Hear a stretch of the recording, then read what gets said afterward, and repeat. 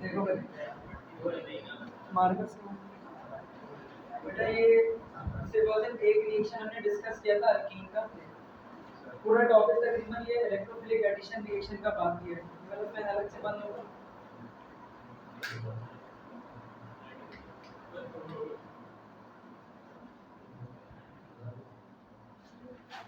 वाला तो चल रहा है, चल रहा है, ठीक।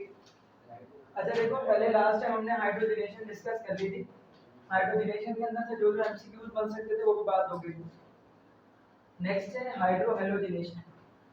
हाइड्रोहेलोजिनेशन जो आपके पास मौजूद है, इसका मतलब ये है कि जब अल्कीन्स के अंदर एडिशन होगी किसकी, हैलोजन एसिड की। अब हैलोजन एसिड का मतलब क्या होता है, HCl, HBr, HI, HF वगैरह, इनको हम कहते हैं हैलोजन एसिड्स। यहाँ पर जो हैलोजन है इस पे चार्ज है नेगेटिव। क्या चार्ज है, नेगेटिव। हैलोजन का वो एसिड जिसमें हैलोजन पे चार्ज जो नेगेटिव, वो होता है बेसिकली रिड्यूसिंग एजेंट। क्या होता है, रिड्यूसिंग एजेंट। ये बात याद रखिएगा, HCl, HBr, HI और HF ये रिड्यूसिंग एजेंट्स हैं। क्या है ये, रिड्यूसिंग एजेंट्स, ठीक है। अब इनमें सबसे अच्छा रिड्यूसिंग एजेंट कौन होगा, तो सबसे अच्छा हैलोजन एसिड है। सबसे अच्छा हैलोजन एसिड कौन होगा, वो जो जल्दी टूट जाए, जल्दी H+ आयन दे और ज्यादा से ज्यादा H+ आयन दे। तो HI, हाइड्रोजन और आयोडीन का बॉन्ड काफी वीक होता है, क्योंकि आयोडीन का साइज काफी लार्जर है, हाइड्रोजन का साइज काफी स्मॉलर है। बॉन्ड लेंथ बहुत बड़ी होती है, बॉन्ड आराम से टूट सकता है, बॉन्ड एनर्जी कम होती है, थोड़ी सी एनर्जी देते हैं बॉन्ड टूट जाएगा। और जितना भी HI होगा तकरीबन ही सबका सब टूटेगा, तो ढेर सारे आयोडाइड आयंस प्रोड्यूस होंगे और प्रोटॉन्स प्रोड्यूस होंगे। जबकि उसके मुकाबले में HBr थोड़ा स्लो टूटेगा, HCl उससे और स्लो टूटेगा और HF बिल्कुल ही नहीं टूटेगा। HF की Ka की वैल्यू इंतहाई कम होती है। इंतहाई कम होने का मतलब ये है कि Ka की वैल्यू अगर कम है तो Ka किस पर डिपेंड करता है, देखो किसी भी अपना एसिड का Ka डायरेक्टली प्रोपोर्शनल होता है उसमें मौजूद प्रोटॉन्स, मतलब कैटायन और एनायन की कंसंट्रेशन पर। अगर कैटायन एनायन की कंसंट्रेशन ज्यादा है तो Ka की वैल्यू ज्यादा, कैटायन एनायन की कंसंट्रेशन कम है तो Ka की वैल्यू कम। अगर Ka ज्यादा है तो मतलब प्रोटॉन और जो एनायन प्रोड्यूस हुआ है वो ज्यादा, मतलब एसिड ज्यादा से ज्यादा टूट रहा है। तो HI के लिए Ka की वैल्यू सबसे ज्यादा होती है, इसीलिए वो सबसे ज्यादा टूटता है। या ये कह लो कि वो ज्यादा टूटता है तो इससे आयन ज्यादा बनते हैं। यहाँ पढ़ेंगे एसिड बेस एंड सॉल्ट्स के चैप्टर में। अभी आपको इतना पता होना चाहिए कि HI क्यों स्ट्रॉन्गर है, अच्छा एसिड क्यों है, क्योंकि उसकी Ka की वैल्यू ज्यादा है। दूसरी वजह, उसमें बॉन्ड लेंथ बहुत लार्जर है, क्योंकि आयोडीन का साइज बहुत बड़ा है, हाइड्रोजन का साइज बहुत छोटा है, तो बॉन्ड स्ट्रॉन्ग नहीं है, बॉन्ड इजीली टूट जाएगा, और जहां बॉन्ड टूटेगा वहां ढेर सारे आयंस प्रोड्यूस होंगे। HF में फ्लोरीन और हाइड्रोजन के दरमियान एक टाइट बॉन्ड होता है, बॉन्ड एनर्जी बहुत ज्यादा होती है, वो टूटता ही नहीं है। एक एस्टिमेशन के अकॉर्डिंग 1000 मॉलिक्यूल अगर HF के होंगे उसमें से सिर्फ 4 ही टूट पाएंगे, इससे ज्यादा नहीं टूट सकते। जबकि आयोडीन को 1000 अगर आप लें तो 1000 में से 996, 97, 98 टूट जाएंगे, ठीक है। तो यार ये वाली बात रखनी है कि HI, HBr, HCl और HF क्या है, रिड्यूसिंग एजेंट। कौन से एजेंट है, रिड्यूसिंग एजेंट। कब पहचानेंगे किसी भी रिड्यूसिंग एजेंट को, किसी भी ऐसा कंपाउंड जिसमें सेंट्रल एलिमेंट, अगर फॉर एग्जांपल हैलोजन है और उसमें चार्ज है नेगेटिव, तो वो कंपाउंड हैलोजन का जो आपके पास होगा वो रिड्यूसिंग एजेंट होगा। मतलब हैलोजन भी है और हैलोजन ही रिड्यूसिंग एजेंट है। तो मैंने आप लोगों को बताया हुआ है कि पूरे कंपाउंड की प्रॉपर्टी डिपेंड करती है सेंट्रल एलिमेंट पर। जैसे मेटल का कोई कंपाउंड है तो उसमें मेटल होगा सेंट्रल एलिमेंट या मेन एलिमेंट। नन मेटल का कोई कंपाउंड है, 3-4 नन मेटल है, तो उसमें से कोई एक होगा सेंट्रल एलिमेंट जो तादाद में सबसे कम और चार्ज पे सबसे ज्यादा, तो वो होता है सेंट्रल एलिमेंट, ठीक है। अब देखो अल्कीन के अंदर HX जब हमने ऐड किया तो आपके पास क्या बन गया, एक अल्काइल हैलाइड बन गया। तो देखें कि आज की और एमसीक्यू कि हाइड्रोहेलोजिनेशन ऑफ अल्कीन के रिजल्ट में कौन सा कंपाउंड बनता है, the compound that forms due to the hydrohalogenation of alkene. जब हम हाइड्रोहेलोजिनेशन करते हैं अल्कीन की तो क्या बनता है, अल्काइल हैलाइड। क्या बनेगा, अल्काइल हैलाइड। देखो लास्ट की और एमसीक्यू जैसे, ठीक है। अब होगा क्या, देखो CH डबल बॉन्ड CH2, जब HX यहां पे लगाएंगे तो X यहां पर जाके लग गया, हाइड्रोजन इधर जाके लग गया, that is RCH2 CH2X form हो गया। अच्छा, यहाँ पर कंडीशन कुछ इस तरह से है, बल्कि इधर ये करना चाहिए था मुझे कि X यहाँ नहीं लगाना चाहिए था, यहाँ पर X लगाना चाहिए।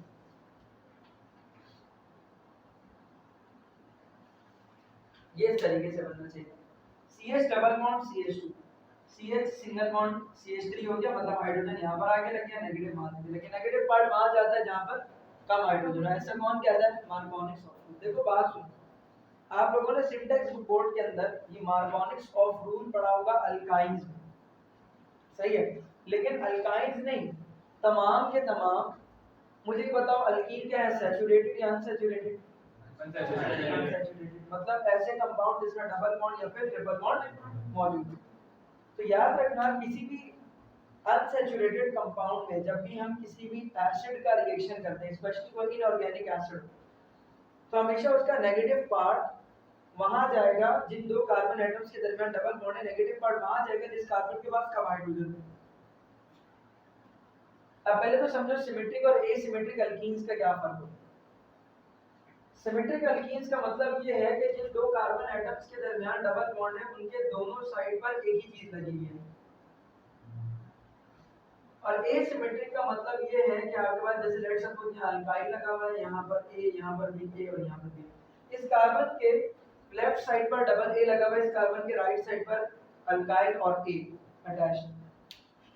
तो इस कार्बन के राइट साइड पर, ये लेफ्ट साइड पर जो चीज है, इस कार्बन के राइट साइड पर वो चीज मौजूद नहीं है। तो ये जो अल्कीन कहलाएगा ये कहलाएगा एसिमेट्रिक अल्कीन, इसको हम सिमेट्रिक अल्कीन्स नहीं कहेंगे। तो किसी भी सिमेट्रिक अनसैचुरेटेड कंपाउंड में, सही है क्या कहा मैंने, किसी भी एसिमेट्रिक अनसैचुरेटेड कंपाउंड में जब भी किसी भी इनऑर्गेनिक एसिड का रिएक्शन होता है तो वहां पर मार्कोनिक्स ऑफ रूल फॉलो होता है। क्या कहा मैंने, दोबारा बता दे रहा हूं, किसी भी एसिमेट्रिक अनसैचुरेटेड कंपाउंड में जब भी किसी भी इनऑर्गेनिक एसिड का रिएक्शन होता है तो वहां पर मार्कोनिक्स ऑफ रूल फॉलो होगा। ठीक है, मार्कोनिक्स ऑफ रूल कैसे फॉलो होता है? वो कार्बन जिसके पास कम हाइड्रोजन होंगे उस इनऑर्गेनिक एसिड का नेगेटिव पार्ट वहीं जाके लगेगा। जैसे अभी हमारे पास यहाँ पर देखो मैकेनिज्म हमने लिखा है, और इस मैकेनिज्म के अंदर मैंने अगेन इधर भी गड़बड़ी की है। ये देखो ये सिमेट्रिक है या एसिमेट्रिक है? पहले तो मुझे ये बताओ। सिमेट्रिक है ना, तो मैंने क्या कहा, मार्कोनिक्स ऑफ रूल कहाँ फॉलो होगा? एसिमेट्रिक। ये तो सिमेट्रिक है, दोनों कार्बन एटम के लेफ्ट साइड और राइट साइड पर हाइड्रोजन मौजूद है। इसका मैकेनिज्म बताया कि ये दो स्टेप्स में होता है। कितने स्टेप्स में होता है? दो स्टेप्स। पहले स्टेप्स में जो आपके पास वो है रिएक्टेंट है या सबस्ट्रेट है, वो कार्बोनियम आयन में तब्दील होता है। किसमें तब्दील होता है? कार्बोनियम आयन में। कैसे? अल्कीन खुद एक न्यूक्लियोफाइल है, ये आपको पता है, मैं बता चुका हूं लास्ट टाइम पर। अल्काइल एक न्यूक्लियोफाइल है क्योंकि उसके पास डबल बॉन्ड या ट्रिपल बॉन्ड मौजूद है। ये डबल बॉन्ड पे जो मौजूद इलेक्ट्रॉन्स है ये इस H पॉजिटिव पर अटैक करेंगे और इसको अपने साथ बॉन्ड बना लेगा एक कार्बन। हुआ क्या, ये दोनों इलेक्ट्रॉन इस वाले कार्बन ने उठाकर H को दे दिए। ये भी दे सकता था, अगर ये देता तो कार्बन ये वाला अपने साथ बॉन्ड बनाता। अभी फिलहाल इन दोनों कार्बन एटम के दरमियान मौजूद जो डबल बॉन्ड है, इसमें जो दोनों इलेक्ट्रॉन है इस कार्बन ने उठाकर किसको दे दिया? इस H को दे दिया। जैसे ही H को दिया, ये दोनों कार्बन, इधर देखो, ये जो दोनों इलेक्ट्रॉन है इसमें इस कार्बन का एक इलेक्ट्रॉन है, इस कार्बन का एक इलेक्ट्रॉन। जब ये दोनों उठकर उसको मिल जाएंगे तो भाई इस वाले कार्बन के पास डेफिशिएंसी आ गई, और जिसके बाद डेफिशिएंसी आ जाती है उस पे क्या चार्ज आ जाएगा? पॉजिटिव। तो आपके पास क्या फॉर्म हो गया? Carbonium ion. तो पहले स्टेप में क्या फॉर्म होता है? कार्बोनियम आयन, और ये हैलाइड आयन। अब हैलाइड आयन क्या करेगा? नेगेटिव और पॉजिटिव के दरमियान बॉन्ड फॉर्म होगा। ये नेगेटिव आपके पास जो आयन है ये इस कार्बन पॉजिटिव सेंटर पर अटैक करेगा और अपना बॉन्ड बना लेगा। क्या यहाँ पर मार्कोनिक्स ऑफ रूल फॉलो होगा? नहीं होगा। इसलिए नहीं होगा क्योंकि ये कौन सा आपके पास अल्कीन है? सिमेट्रिक है।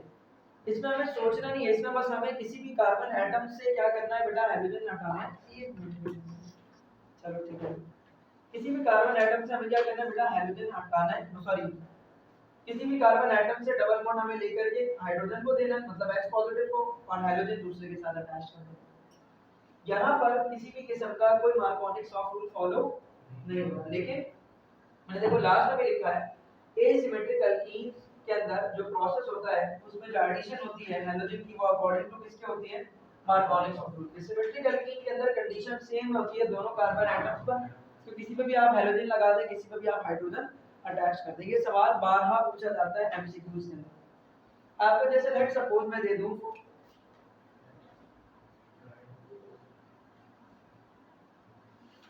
ये सवाल है आपके पास, वन प्रोपीन या सिर्फ प्रोपीन, वन प्रोपीन या सिर्फ प्रोपीन। इस प्रोपीन के साथ अगर मैं HBr का रिएक्शन करता हूँ तो मेरे पास प्रोडक्ट क्या बनेगा? मेरे पास प्रोडक्ट बनेगा 1 ब्रोमो प्रोपेन या फिर 2 ब्रोमो प्रोपेन या फिर 1,1 डाइब्रोमो प्रोपेन या फिर 1,2 डाइब्रोमो प्रोपेन या 2,2 डाइब्रोमो प्रोपेन। प्रोडक्ट क्या बनेगा? सिंपल सी बात है, एक एसिमेट्रिक एल्कीन है, हेलोजन एसिड का रिएक्शन हो रहा है, हेलोजन एसिड एडिशन के जरिए से यहाँ पर लग जाएगा, हाइड्रोजन एक कार्बन पर लगेगा, हेलोजन दूसरे कार्बन पर। हेलोजन एसिड का नेगेटिव पार्ट वहां लगेगा जिस कार्बन के पास कम हाइड्रोजन हो, तो इस कार्बन के पास एक है, इस कार्बन के पास 2 हाइड्रोजन है, तो X यहाँ लग, ब्रोमीन यहाँ लग जाएगी, हाइड्रोजन यहाँ लग जाएगा, तो कंपाउंड क्या बनेगा? 1 ब्रोमो प्रोपेन या 2 bromo propane? 2 bromo propane, not the 1 bromo propane. समझ आई बात? ये सवाल बार बार पूछा जाता है। और अगर फॉर एग्जाम्पल सवाल इस तरह से हो,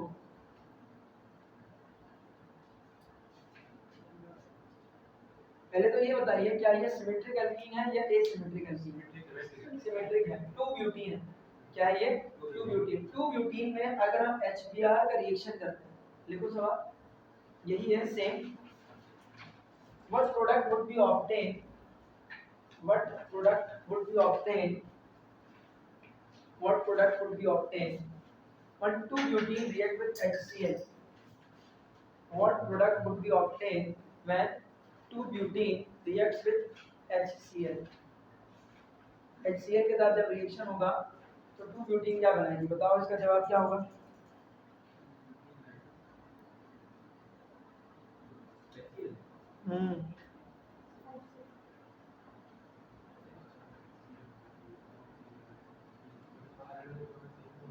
What product would be obtained when a 2 butene react with HCl? देखो इधर बेटा सवाल बात सुनिएगा। अब स्टूडेंट्स को ये वाली बात तो पता है कि हेलोजन यहाँ भी लग सकता है और यहाँ भी। अब उसको ना जब ये वाली बात पता है, ज्यादा ही लेके भी परेशान होता है। जैसे लेट सपोज अगर HCl का रिएक्शन कर दिया तो यहाँ पर लेट सपोज Cl लग जाएगा, यहाँ पर हाइड्रोजन, तो अभी क्या बन गया? 2 क्लोरो ब्यूटेन। अगर यहाँ लग गया Cl और यहाँ लग गया हाइड्रोजन तो भी क्या बना?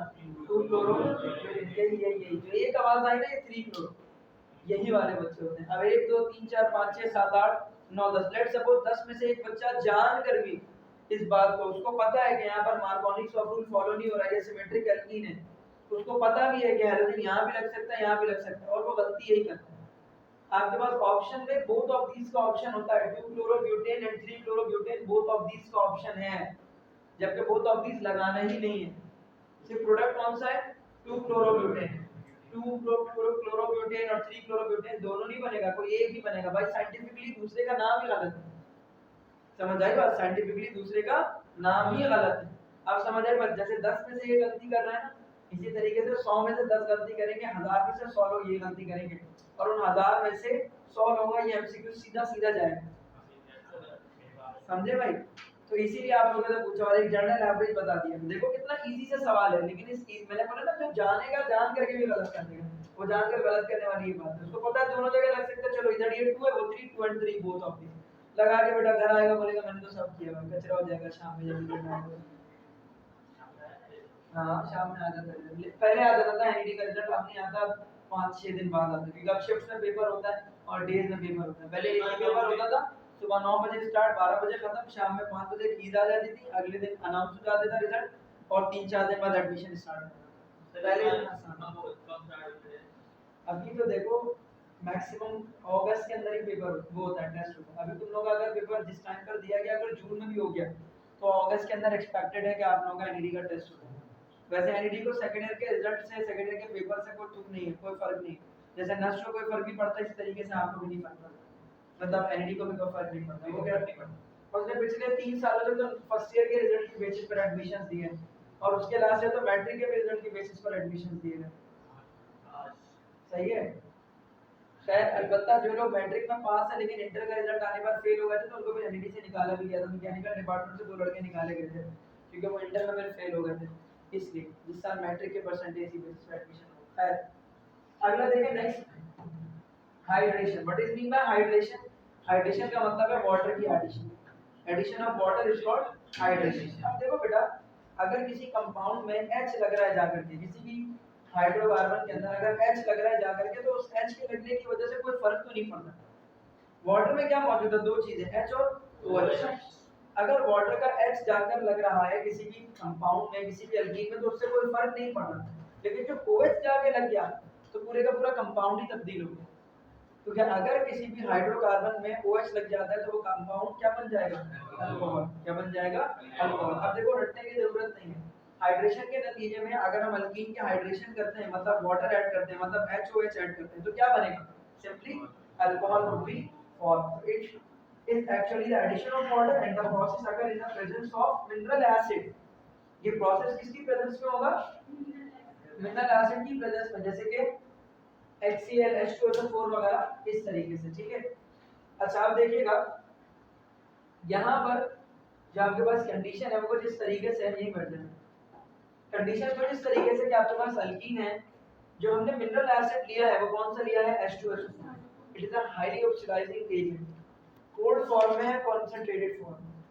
अभी हमने देखा कि डबल बॉन्डेड कार्बन एटम अपने सामने पार्शियल पॉजिटिव हाइड्रोजन पर अटैक करता है और एक कार्बन पे पॉजिटिव चार्ज आ जाएगा और दूसरा वाला क्या करेगा? अपने साथ बॉन्ड बनाएगा। देखो यहाँ पर डबल बॉन्डेड कार्बन एटम इस पार्शियल पॉजिटिव हाइड्रोजन को अगर अपने साथ लगा ले तो इस कार्बन पे पॉजिटिव चार्ज आएगा।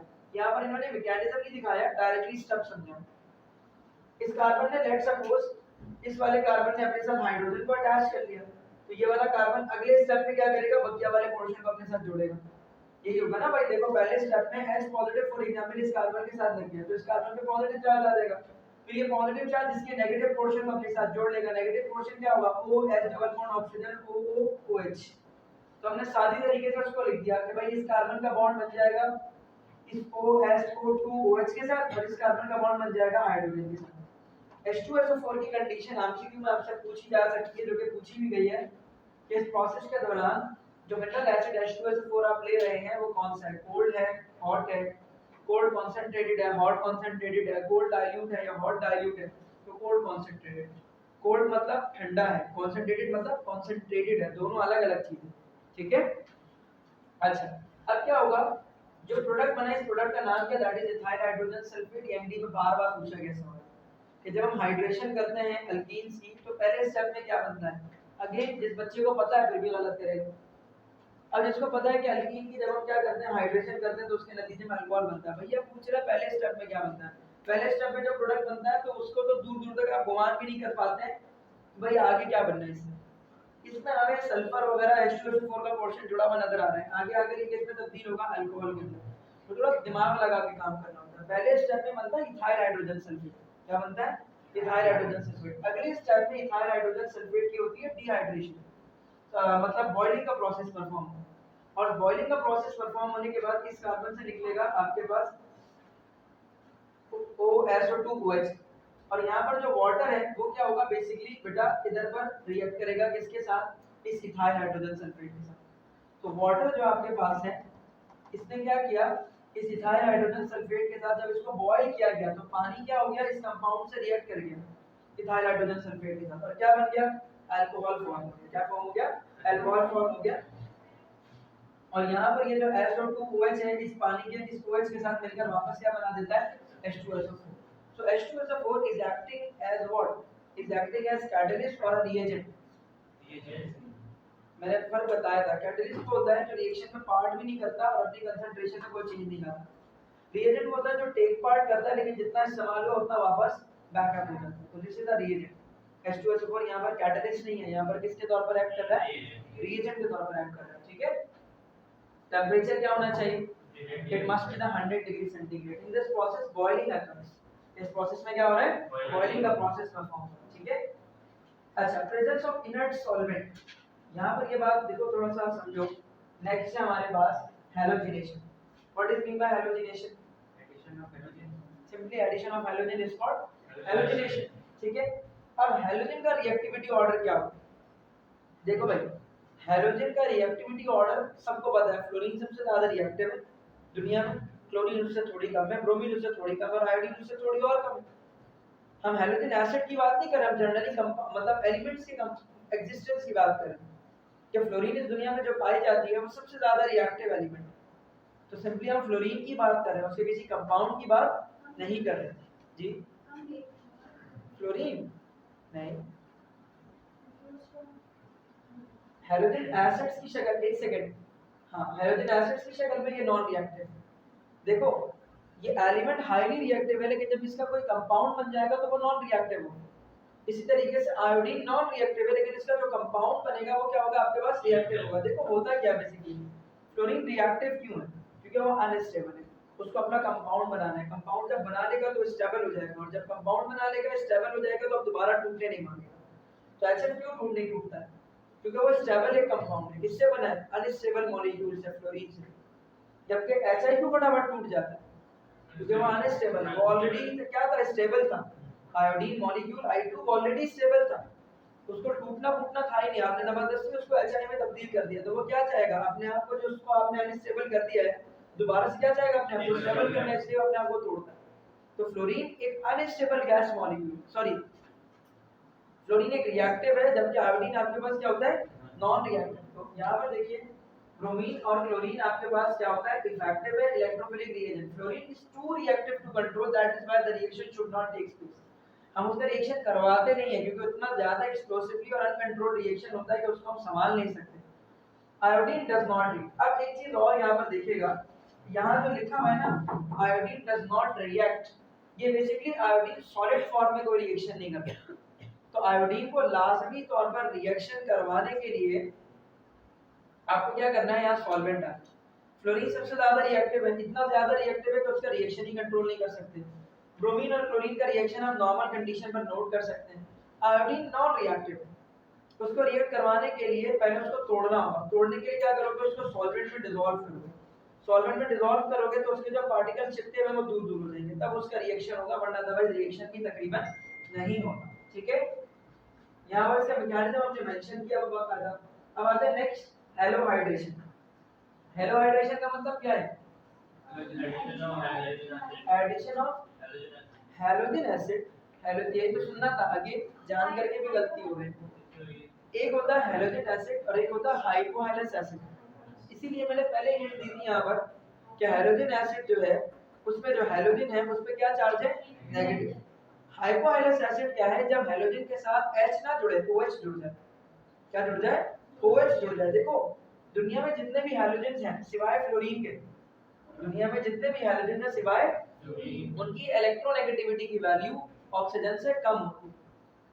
और हमेशा जब भी दो नॉन मेटल के दरमियान बॉन्ड बनेगा तो वो नॉन मेटल जिसकी इलेक्ट्रोनेगेटिविटी कम होगी उस पे चार्ज होगा पॉजिटिव, जिसकी इलेक्ट्रोनेगेटिविटी ज्यादा उस पे चार्ज होगा नेगेटिव। देखो एक लाइन याद रखना, फोकल है नाइट्रोजन,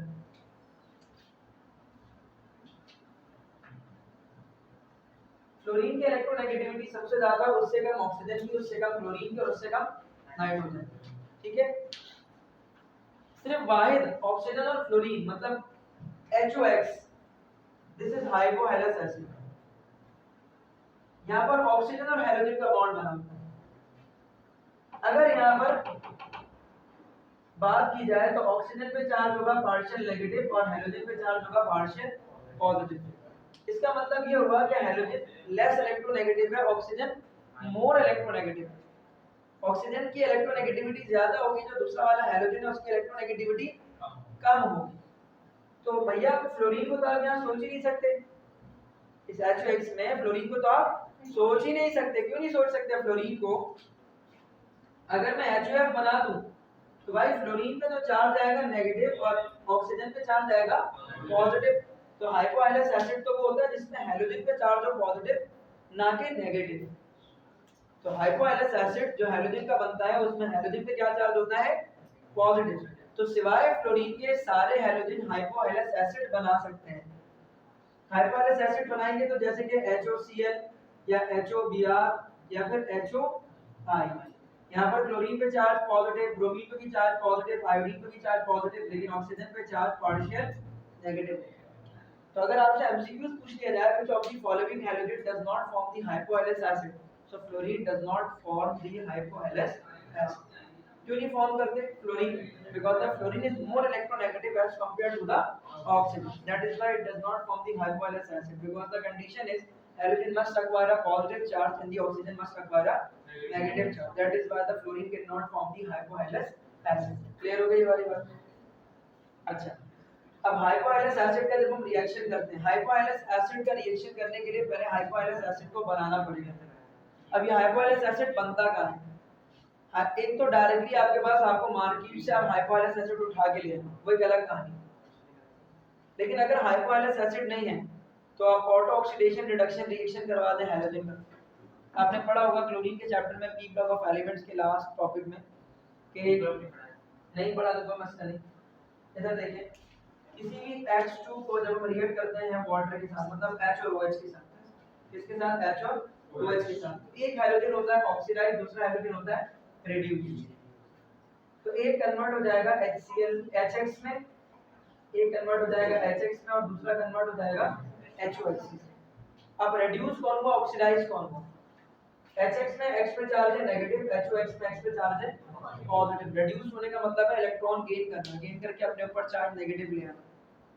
तो HX जो बना है वो हैलोजन जो रिड्यूस हुआ उसकी वजह से बना, that is why HX is a reducing agent. HOH में हैलोजन पे क्या चार्ज है? पॉजिटिव। इसका मतलब इस हैलोजन ने इलेक्ट्रॉन लॉस किया, loss of electron is called oxidation, और ऑक्सीडेशन के बाद ये कंपाउंड बना HOH, that is why it is called oxidizing. तो HOH are best oxidizing agent, HX are best reducing agents. HX जितने भी अभी हमने यहाँ पर दोबारा वापस बता रहा हूँ, ये सारे क्या बोले थे मैंने, क्या है ये? रिड्यूसिंग एजेंट, क्योंकि इसमें हैलोजन पे क्या चार्ज है? नेगेटिव। ये ऑक्सीडाइजिंग एजेंट क्यों है? क्योंकि इसमें हैलोजन पे क्या चार्ज है? पॉजिटिव। और सबसे अच्छा हैलोजन एसिड का सबसे अच्छा हाइपोहाइलस एसिड कौन होगा? ये सबसे अच्छा ऑक्सीडाइजिंग एजेंट कौन होगा? ये एमसीक्यूज आता है कि HOX में सबसे अच्छा हाइपोहाइलस एसिड कौन सा है? HOCl, HOBr, HOI या HOF? HOF तो बनता ही नहीं है। देखो, अच्छा हाइपोहाइलस एसिड बोले या अच्छा हैलोजन एसिड बोले, इसका मतलब ये होता है कि वो जो जल्दी टूटे, ज्यादा से ज्यादा टूटे। जल्दी और ज्यादा कौन टूटेगा? जिसमें बॉन्ड डिस्टेंस बड़ा हो, जिसमें बड़ा मॉलिक्यूल जुड़ा हो, तो कौन है? HOI। सही है, कौन है? HOI। तो HI ज्यादा रिएक्टिव है, HOI भी ज्यादा रिएक्टिव है, लेकिन HI एक कौन सा एजेंट है? रिड्यूसिंग एजेंट, जबकि HOI क्या है? एक ऑक्सीडाइजिंग एजेंट। तो अगर आपसे पूछो which of the following is the best oxidizing agent, HOI। Which of the following is the best reducing agent, तो फिर HI। समझ आ गई बात? लेकिन अगर मैं ये पूछूं which of the following is a weak oxidizing agent, HOF, HOCl, HOBr, HOI। अगर HOF का ऑप्शन ही हटा दें, अब कौन होगा? HOCl। कौन होगा?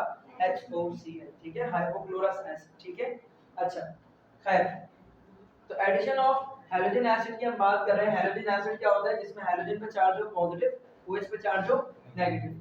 ठीक है, प्रोसेस के दौरान हमने हैलोजन एसिड को बनाने के लिए क्या करना है? हैलोजन एसिड को बनाने के लिए करना ये है कि H2 को रिएक्ट करना है वाटर के साथ। जैसे रिएक्शन होगा, ऑटो ऑक्सीडेशन रिडक्शन रिएक्शन होगा, HX बन जाएगा, HOX बन जाएगा। ठीक है, HOX जो बनेगा वो इसके साथ रिएक्ट कर जाएगा। अच्छा, अगर मैं कंपैरेटिवली बात करूं कि मेरे पास HCl है और HOCl है, इन दोनों में ज्यादा रिएक्टिव कौन?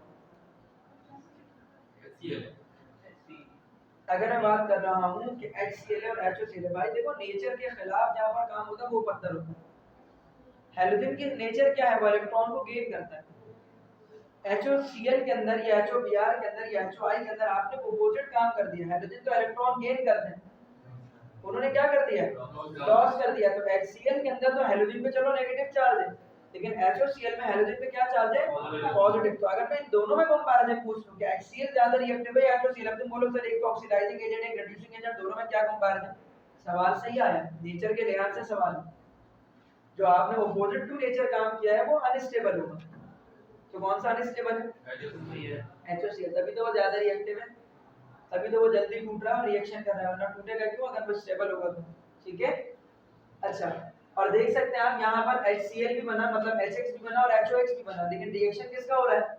मतलब यहाँ पर अगर हम दो अल्कीन रखें, जैसा कि आपकी बुक में मौजूद है, अगर हम यहाँ पर दो इथीन रखते हैं तो एक इथीन HOX से रिएक्ट करेगी, एक इथीन HX से रिएक्ट करेगी, लेकिन इन्होंने क्या किया, एक ही इथीन रखी।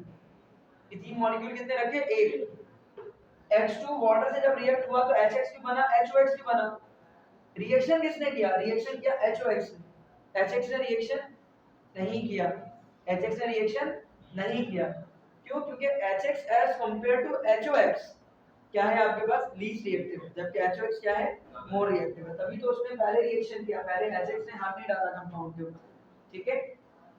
अगेन जो HOX बनेगा, जो आपके पास और से जरा देखिएगा, जो HOX बना है, X पे चार्ज है पॉजिटिव, OH पे चार्ज है नेगेटिव। नेगेटिव पार्ट कहां जाके लगेगा, वहां जहां पे कम हाइड्रोजन। तो अभी तो ये सिमेट्रिकल कीन है, अगर ये सिमेट्रिकल कीन होगी तो उसमें आप खोल के ऑप्शन मार्क कीजिएगा, सही है। अगर ये सिमेट्रिकल कीन होगी और उसका HOX से रिएक्शन होगा तो HOX का नेगेटिव पार्ट मतलब OH वाला पार्ट उधर जाके लगेगा जिस कार्बन के पास हाइड्रोजन की तादाद क्या होगी, कम होगी। जैसे लेट सपोज मैं आपको कह रहा हूं कि ये कंपाउंड है, इसका मैंने HOX से रिएक्शन करा है, बताओ क्या बनेगा, OH कहां जाके लगेगा, इस कार्बन पर, इस पर, CH पर, कम हाइड्रोजन जहां पर होंगे वहां जाके लगेगा, ठीक है। किसी भी तरह का एसिड हो उसमें पॉजिटिव और नेगेटिव पार्ट मौजूद हो, उसका नेगेटिव पार्ट वहां जाके लगेगा इस अनसैचुरेटेड कंपाउंड में जिस कार्बन के पास कम हाइड्रोजन, ठीक है। अच्छा अब आता है एपॉक्साइडेशन। एपॉक्साइडेशन के अंदर क्या होगा, अगर आपको ऐसा लग रहा है मैं मुंह बना के बोल रहा हूं तो मुंह बना के नहीं बोल रहा हूं, मैं हाईली पेन किलर लेने के बाद बात कर रहा हूं, वरना अभी तकलीफ इतनी कितना तक मुंह नहीं खोल रहा। अब ये पेन किलर का असर खत्म हो जाएगा अगले 2 घंटे के बाद, और जैसे ही सेकेंडरी की क्लास शुरू होगी मुंह बंद हो जाएगा, दोबारा से पेन किलर लेना होगा जिसका असर 17 से 18 मिनट के बाद स्टार्ट होगा, और फिर अगले तकरीबन 3 घंटे तक सेट रहेगा, फिर चौथे घंटे में फिर दवाई खानी पड़ेगी। यार ये पीछे ना जो अंकल दाढ़ है उसके ऊपर आ गया फ्लैप, और खाना जब वहां पर रुक जाता है ना, रात में जैसे खाया आपने और अगर वहां पर रुक गया तो उधर बैक्टीरियल एक्शन स्टार्ट हो जाता है, और बैक्टीरिया हेमाटोजेनस रूट के जरिए से आगे पीछे पास होता है, सारे लिम्फ नोड इनलार्ज कर देता है। एक तो दर्द वहां हो ही रहा है क्योंकि स्वेलिंग है, बैक्टीरियल एक्शन अलग चल रहा है, प्लस ये लिम्फ नोड अलग इनलार्ज हुआ, खाया जा रहा है।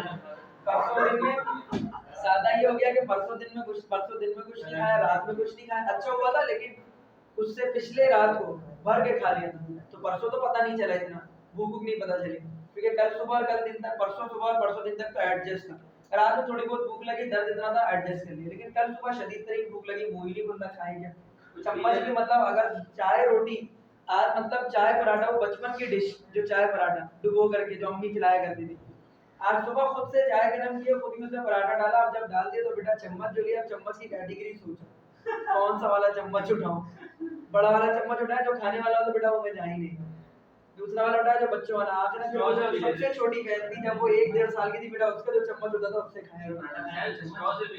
हां तो चाय के अंदर जब पराठा डूब गया तो क्या कांटे से निकाल के खाऊंगा, नहीं ना, स्ट्रॉ से पी लेते सर, ये एक्स का गया, अच्छा ग्लैंड किया ना मैंने उसको एक्स, हां ये रहा ना पराठा चैलेंज है पराठा से H2 वाटर के साथ रिएक्ट करेगा तो बन गया ना HX और HOX, ये S के साथ नहीं X ना, दूसरा निकल वो OH ने तो CH2 के साथ रिएक्ट किया, एक X निकला है वो, क्या कह रहे हो सर, देखिए X दो है ना, एक ने X को लगा दो, बस और बोलो, अच्छा कोई और लगाएगा, छोड़ो कोई और फैसला करेगा इसका। इपॉक्साइडेशन, इपॉक्साइडेशन का मतलब ये एपॉक्साइड्स फॉर्म होना, एपॉक्साइड्स फॉर्म होने के लिए सबसे पहले आपको पता है कि एक होता है नॉर्मल ऑक्साइड, एक होता है पर ऑक्साइड, एक होता है सुपर ऑक्साइड, तो पर ऑक्साइड्स आपने लेनी है। पर ऑक्साइड्स में कौन सी पर ऑक्साइड, जैसे कि पर ऑक्सी एसिटिक एसिड या फिर पर ऑक्सी बेंजोइक एसिड लेना है। तो याद रखिएगा एपॉक्साइडेशन के लिए आपने कौन सा वाला लेना है, ऑक्सी एसिड पर ऑक्साइड लेनी है, कौन से लेनी है, पर ऑक्साइड। एक होती है नॉर्मल ऑक्साइड जिसमें ऑक्सीजन पे चार्ज हो -2, पर ऑक्साइड जिसमें ऑक्सीजन पे चार्ज हो माइनस, जबरदस्ती का प्लस, कौन सा हो -1, और अगर -1/2 हो तो सुपर ऑक्साइड। पर ऑक्साइड का मतलब ऐसा कंपाउंड लेना है जिसमें ऑक्सीजन पे क्या चार्ज हो -1, ठीक है। कौन सा, जैसे पर ऑक्सी बेंजोइक एसिड या पर ऑक्सी एसिटिक एसिड, ठीक है। अगर थोड़ा सा मुश्किल आए ना पेपर तो हो सकता है ये वाला सवाल पूछे, और एमकेट का पेपर जब आता है अलग अलग बोर्ड से, मतलब जब सिम लेते हैं ना तो फेडरल की चीजें उठा उठा के देते हैं, यही फेडरल की किताब से, तो इसके अंदर ये ऑप्शन दे देते हैं इस तरह के, तो बस यही दो कंपाउंड के नाम याद रखो और आ गया तो 100 बिस्मिल्लाह पढ़ करके एक लगाना टिक और बोलना होती है सर, उसके बाद फिर आगे चले जाना है। ठीक है। पर एसिड्स जैसे कि परऑक्सी बेंजोइक एसिड या फिर परऑक्सी एसिटिक एसिड को जब हमने रिएक्ट किया किसके साथ, कंपाउंड के साथ, तो क्या बनेगा हमारे पास एपॉक्साइड। तो देखो यहाँ पर हमारे पास एल्कीन, इसको हमने किसके साथ रिएक्ट किया, पर बेंजोइक एसिड के साथ, C6H5 है। और एक होता है नॉर्मल एसिडिक एसिड जिसमें C double bond oxygen OH होता है। यहाँ पर क्या आपके पास पर बेंजोइक एसिड है, तो ये थोड़ा डिफरेंट है, C double bond oxygen O2H है। तो COOH अगर लिखा हो तो ये नहीं सोचना ये तो कभी जिंदगी में पढ़ा ही नहीं, तो कंपाउंड ही पॉसिबल नहीं, तो ये तो निकाल दो बेटा, वही आंसर है, तो बेटा तुम उसी को निकाल लो। ये तो पढ़ा है ना सबने COOH। अब बेटा वहां लिखा हुआ है COOH या फिर CO3H, तुम बोले तो दुनिया में कोई कंपाउंड ही नहीं, मजाक कर रहा है इधर, तो मजाक नहीं कर रहा, तुम्हारी जिंदगी के साथ मजाक कर देगा अगर तुम ऑप्शन नहीं लगा के आए वाला। ठीक है। तो परबेंजोइक एसिड आपने लेना है परऑक्सी एसिटिक एसिड या फिर peroxy benzoic acid. This is peroxy benzoic acid, C6H5 benzene का लगा हुआ है, बाकी आगे C double bond oxygen double OH, that is called perbenzoic acid. ठीक है। परबेंजोइक एसिड को जब आपने एल्कीन के साथ रिएक्ट कराया तो क्या बना, इपॉक्सी प्रोपेन। सही है, डबल बॉन्ड ओपन हुआ, ऑक्सीजन के साथ बॉन्ड बन गया epoxy propane.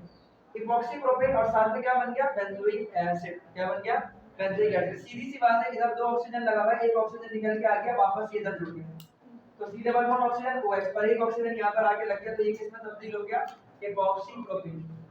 What is epoxy compound, एक ऐसा कंपाउंड जिसमें डबल बॉन्ड जहां से खत्म हो रहा है उन्हीं दो कार्बन एटम्स का आपस में एक ऑक्सीजन से कनेक्शन हो रहा है। क्या कहा मैंने, इपॉक्साइड को कैसे पहचानोगे, इपॉक्साइड को पहचानने का तरीकेकार ये है, जिन दो कार्बन्स के दरमियान डबल बॉन्ड है उन्हीं दो कार्बन एटम के दरमियान में डबल बॉन्ड खत्म होगा और वो दोनों कार्बन एटम बीच में किस ऑक्सीजन के साथ बॉन्ड बना लेंगे, ऑक्सीजन के साथ। इस कंपाउंड को क्या बोलते हैं, इपॉक्साइड्स बोलते हैं। क्या बोलते हैं, इपॉक्साइड। अगर प्रोपेन लिया है तो इपॉक्सी, मतलब प्रोपीन लिया है तो इपॉक्सी प्रोपेन बनेगा, ब्यूटीन लिया है तो इपॉक्सी ब्यूटेन बनेगा। सही है, इपॉक्सी ब्यूटेन। अगर पेंटीन लिया तो क्या बनेगा, इपॉक्सी पेंटेन। अगर हेक्सीन लिया तो क्या बनेगा, इपॉक्सी हेक्सीन। समझ आई बात। इपॉक्सी का मतलब क्या होता है, जिन दो कार्बन एटम के दरमियान डबल बॉन्ड था वहां से बॉन्ड टूटेगा और ऑक्सीजन के साथ जुड़ जाएगा। सही है, कार्बन ऑक्सीजन और कार्बन के दरमियान बॉन्ड होगा। सही है, तो इपॉक्साइड की पहचान भी यही है, कार्बन ऑक्सीजन और कार्बन के दरमियान डबल बॉन्ड टूटने के बाद बॉन्ड बनता है। ठीक है। अब नेक्स्ट है ओजोनोलाइसिस। ओजोनोलाइसिस का मतलब, लाइसिस का मतलब ब्रेकडाउन, ओजोनोलाइसिस का मतलब ओजोन की ब्रेकडाउन।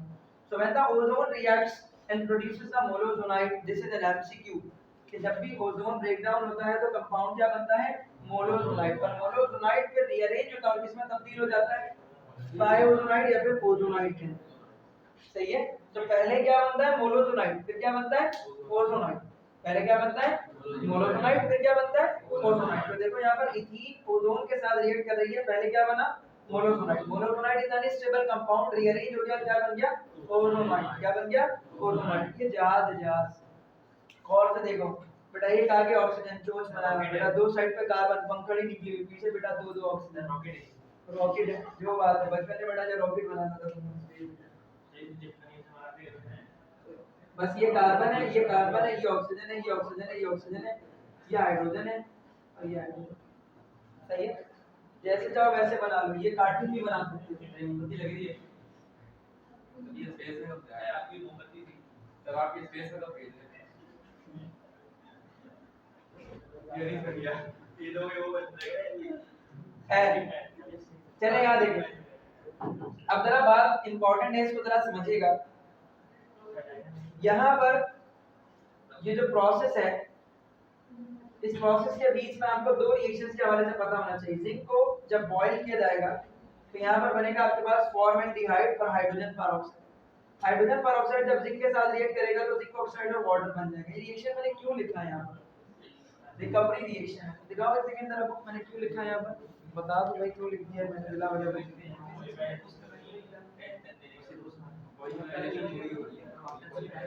अच्छा सही है ना, यारों में इधर देखो, इधर देखो